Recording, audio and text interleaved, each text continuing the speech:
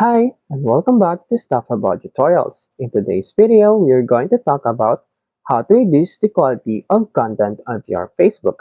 Maybe you want to filter the quality of content that you are seeing on your feeds, but you don't know how. In today's video, I am going to teach you on how you can reduce the quality of videos that you are seeing in your feed on Facebook.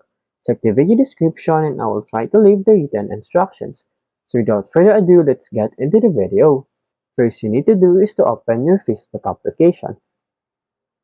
Once you open your Facebook application, you'll be directed into this Facebook homepage. And then in here, simply tap on this profile icon at the upper right corner of your screen. And then scroll down and you'll see the settings and privacy. Tap on this drop down button and then select the settings. And then in here, under the preferences, you will see this newsfeed. Tap on this newsfeed and you will see in here the reduce button. Tap on this reduce. As you can see, you can choose how some content that we usually reduce appear in your own feed.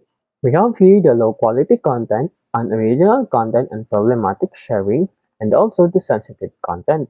For example, you want to reduce content on sensitive content, simply tap on this sensitive content. And then in here you have the reduce on default, or you can change it to reduce more.